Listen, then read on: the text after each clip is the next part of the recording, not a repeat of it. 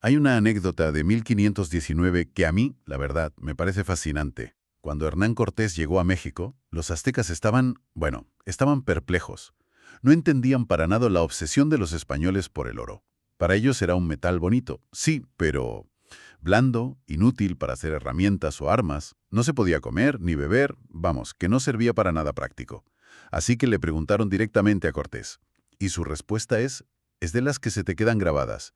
Dijo: tenemos yo y mis compañeros mal de corazón, enfermedad que sana con ello. ¿Una enfermedad del corazón? Uf, es una definición poética y a la vez brutal, porque esa supuesta enfermedad era una auténtica epidemia en el Viejo Mundo. Piensa que enemigos que eran acérrimos, como cristianos y musulmanes, que se masacraban mutuamente por sus dioses, codiciaban exactamente el mismo metal. No luchaban por el mismo paraíso, pero sí, desde luego, por el mismo oro. Exacto. Y eso nos lleva de lleno a la pregunta central que queremos explorar con el material que hemos reunido hoy. ¿Qué es realmente el dinero? ¿Cómo es posible que un metal que es inútil, un trozo de papel de colores o ya hoy en día simples números en una pantalla, tengan tantísimo poder sobre nosotros? Porque, y esta yo creo que es la idea clave, el dinero no es un objeto material. No es un descubrimiento tecnológico, como pudo ser la rueda. Es una revolución puramente mental. Es lo que se suele llamar una realidad intersubjetiva. Una ficción compartida que solo existe en nuestra imaginación colectiva. Y nuestro objetivo hoy es precisamente ese, desentrañar cómo funciona esa ficción, de dónde viene, por qué ha tenido un éxito tan arrollador y qué impacto, bueno y malo, ha tenido en la unificación de la humanidad. Me parece un viaje increíble. Y para entender el dinero, creo que lo mejor es empezar por lo contrario. Imaginarnos un mundo sin él. ¿Cómo funcionaban las economías antes de esta invención? Pues mira, en las sociedades primitivas, las de cazadores-recolectores o en las primeras aldeas agrícolas, todo se basaba en lo que se conoce como una economía de favores y obligaciones. Eran comunidades muy pequeñas, muy unidas. Si yo cazaba un jabalí y te daba un trozo, no esperaba que me pagaras. Lo que esperaba era que, si un día mi hijo se ponía enfermo, tú, que sabías de hierbas medicinales, pues vinieras a ayudarme, o que me echaras una mano para reparar mi choza. Una especie de red de seguridad social, ¿no?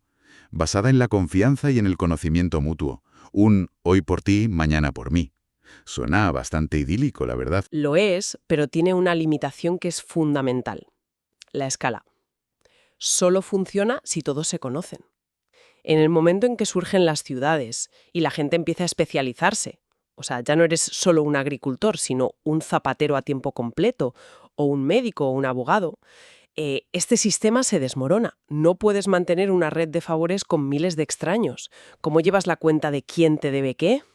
Es imposible. Claro, el anonimato en la ciudad lo rompe todo.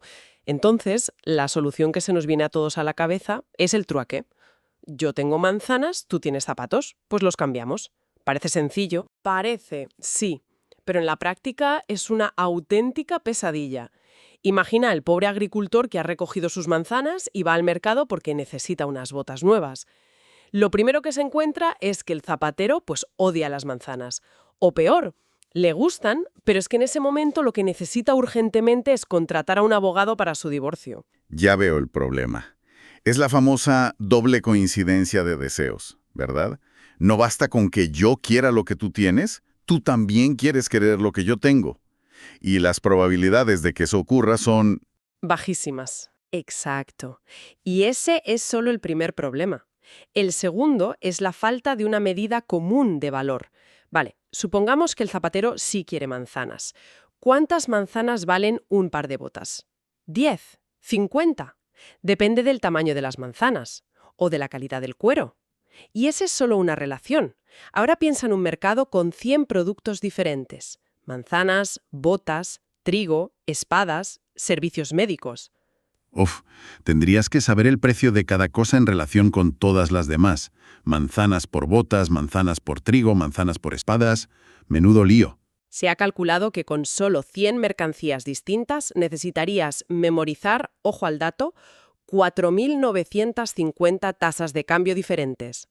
Espera. Casi 5.000. Solo por 100 productos. Pero bueno, es una locura. Es como intentar memorizar una guía telefónica para ir a comprar el pan. Exacto. Y si subimos a 1000 artículos, que es una cifra más realista para una ciudad pequeña, el número se dispara a casi 500.000 de tasas de cambio. Es simplemente inmanejable. La economía se paraliza. Se intentaron sistemas centralizados de trueque, como en la Unión Soviética, con ese lema de cada cual según su capacidad, a cada cual según su necesidad. Pero la realidad, vamos, fue que se convirtió en trabajar lo menos posible y trincar lo máximo posible. Entonces, tanto la economía de favores como el trueque, ya sea descentralizado o impuesto, se estrellan contra la complejidad del mundo real. Hacía falta algo radicalmente distinto. Y esa solución no fue una nueva tecnología, sino una nueva idea, la idea del dinero. Y es que el dinero, en realidad, no son las monedas y los billetes que llevamos encima. Es un concepto mucho más amplio. Se define como cualquier cosa que la gente esté dispuesta a utilizar para representar sistemáticamente el valor de otras cosas. Y a lo largo de la historia ha tomado formas de lo más extrañas. Conchas de cauri, que se usaron como moneda, fíjate, durante 4000 años. Ganado, sal, grano. E incluso en circunstancias mucho más extremas. Hay un ejemplo que es terrible pero muy, muy revelador. Los cigarrillos en los campos de concentración, como Auschwitz. Los supervivientes cuentan que, en medio de aquel horror, el cigarrillo se convirtió en la moneda de cambio universal. Y no porque la gente fumara mucho, de hecho muchos lo cambiaban por comida, sino porque todo el mundo estaba de acuerdo en que tenía valor. Una hogaja de pan costaba 12 cigarrillos, un reloj de 80 a 200, escribió un superviviente. ¡Qué increíble! Que incluso en la situación más deshumanizante posible, esta idea, este acuerdo social, resurja de forma espontánea. Demuestra que es algo muy, muy profundo en nuestra psicología. Totalmente. Y nos lleva directamente a hoy. Actualmente, más del 90% del dinero del mundo no existe físicamente. No son monedas ni billetes. Son solo datos electrónicos que se mueven entre servidores informáticos. Es la forma más abstracta y pura de dinero que hemos tenido nunca. Es la culminación de esa revolución mental que empezó hace miles de años. ¿Vale? Entonces, sea en forma de conchas, cigarrillos o datos, ¿cómo resuelve exactamente el dinero los problemas del trueque? Pues lo hace cumpliendo 3 funciones que son vitales. La primera es que es un medio de intercambio universal. El zapatero ya no necesita manzanas. Acepta monedas porque sabe que con ellas podrá pagar al abogado, al panadero o a quien sea. Todo el mundo lo quiere. No porque sirva para algo en sí, sino porque saben que los demás también lo querrán. Es como un comodín universal. Libera toda la economía. ¿Y cuál sería la segunda función? Es una unidad de cuenta universal. Resuelve el problema de las 500.000 tasas de cambio. Ya no tienes que saber cuántas manzanas vale una espada. Sabes que las botas valen 50 euros, las manzanas 2 euros el kilo y la consulta del abogado 100 euros la hora. Permite comparar el valor de cosas completamente distintas de una forma sencilla, estandarizada. Y la tercera debe tener que ver con el almacenamiento. Claro, las manzanas se pudren. Exacto. Es un almacén de riqueza. A diferencia de los alimentos, no se estropea. Y a diferencia del grano que requiere un silo enorme, el dinero es portátil y fácil de proteger. Un agricultor puede vender sus tierras, que son imposibles de transportar, por un saco de conchas de cauri o de monedas de oro. Y con esa riqueza ya concentrada, puede emigrar al otro lado del mundo y empezar de nuevo. Pero aquí está la clave de todo esto. Si los dólares, los euros o esas conchas no tienen un valor real, intrínseco, vamos, que no se pueden comer, no abrigan, ¿por qué funcionan? ¿Qué es lo que impide que todo este sistema se venga abajo como un castillo de naipes? Una sola palabra: confianza. El dinero es, simple y llanamente, el sistema de confianza mutua más universal y más eficiente que los humanos hemos inventado jamás. Confianza mutua. ¿Quieres decir que yo confío en el euro porque sé que tú confías en él? Precisamente, es una confianza circular. Yo acepto tu billete de 50 euros porque estoy absolutamente segura de que la cajera del supermercado me lo aceptará a mí. Y ella lo acepta porque sabe que sus proveedores lo aceptarán. Y así, hasta el infinito. No es una confianza en el valor del papel, sino en la creencia compartida de millones de extraños. Pero esa confianza no puede surgir de la nada. Tiene que haber algo que la ancle, ¿no? Por supuesto. Se apoya en redes políticas y sociales muy complejas. La confianza inicial viene de una autoridad. El Estado te obliga a pagar tus impuestos en su moneda, y eso ya le da un valor base. Las instituciones religiosas pedían diezmos en esa moneda, y se usan símbolos para reforzar esa confianza. La inscripción en el dólar estadounidense es muy reveladora. In God we trust. En Dios confiamos. Y justo debajo la firma del secretario del Tesoro. Es una mezcla de confianza divina y confianza en el poder político y económico del gobierno. Entiendo. Pero, y al principio de todo, ¿cómo convences a la gente por primera vez para que cambie sus vacas, que son comida y trabajo, por un puñado de conchas que son inútiles? Bueno, fue un proceso gradual. Las primeras formas de dinero fueron una especie de ruedines de entrenamiento. Para la confianza, sí que tenían un valor intrínseco. El mejor ejemplo es el dinero de cebada de los sumerios, sobre el 3000 a.C. La cebada tenía un valor biológico real, te la podías comer. Los salarios se fijaban y se pagaban en silas de cebada, que era una medida de volumen, como 1 litro. Así, la gente se acostumbró a usar un bien intermedio estandarizado. Vale, la cebada es el paso intermedio, pero el gran salto es cuando pasamos a algo sin valor real. Ahí es donde aparece, por ejemplo, el ciclo de plata en Mesopotamia. Es importante entender que el ciclo no era una moneda, era una unidad de peso, 8,33 gramos de plata. Y la plata, como el oro, nos sirve para hacer herramientas eficaces y no se come. Su valor es puramente cultural. Se asocia con el lujo, con las joyas, con el estatus social. Es un valor que hemos imaginado y acordado colectivamente. Pero, un momento, si era por peso, cada vez que hacías una compra tenías que sacar una balanza y verificar que esos trozos de plata pesaban lo que debían y que además eran puros. Suena bastante engorroso. Lo era. Y por eso el siguiente paso fue tan revolucionario. Nos vamos a Lidia, en la actual Turquía, sobre el 640 a.C. Su rey, Aliates, tuvo una idea genial: acuñar monedas. Pero espera, ¿qué aporta realmente a acuñar una moneda? ¿No es solo ponerle un dibujo a un trozo de metal que ya tenía valor por su peso? ¿Qué tiene de especial? Ah, esa es la pregunta clave. El sello que se acuñaba en la moneda era una garantía. Garantizaba dos cosas que eran fundamentales. Primero, el peso y la pureza del metal. Ya no necesitabas una balanza en cada transacción, confiabas en el sello. Y segundo, y más importante, identificaba a la autoridad que emitía la moneda y que respaldaba su valor. El sello del rey era su firma personal, su promesa. Falsificarlo no era solo un timo, era un acto de traición contra el soberano, un delito de lesa majestad que se castigaba con la tortura y la muerte. La confianza en el dinero se convirtió en gran medida en la confianza en el poder del rey. Y por lo que parece, ese sistema fue un éxito rotundo. Se expandió por todas partes. De una forma increíble. Los denarios romanos, por ejemplo, se aceptaban como pago en la India, a miles de kilómetros del legionario más cercano. La confianza en el poder de Roma era tan grande que los gobernantes locales indios llegaron a imitar el retrato del emperador en sus propias monedas para que la gente las aceptara. De hecho, el nombre dinar, que es la moneda actual de varios países árabes, viene directamente de la palabra denario. Esto nos lleva a uno de los puntos más potentes del análisis, que es el dinero como una fuerza unificadora. La más poderosa, quizás, porque crea una zona de entendimiento y cooperación que trasciende por completo la cultura, el idioma o la religión. Y aquí volvemos al ejemplo de la península ibérica durante la Reconquista. Cristianos y musulmanes se mataban en el campo de batalla en nombre de su Dios, pero en el mercado usaban las monedas del enemigo sin el más mínimo problema. Hay un dato que es alucinante. Que los vencedores cristianos llegaron a acuñar monedas, los millareses, con una inscripción en árabe que decía: «No hay otro Dios más que Alá, y Mahoma es el mensajero de Alá». Es increíble. Estaban literalmente acuñando la fe de su enemigo en su propio dinero mientras luchaban contra ellos. Y del otro lado, los líderes musulmanes que llamaban a la yihad aceptaban encantados tributos en monedas con la imagen de Cristo y la Virgen María.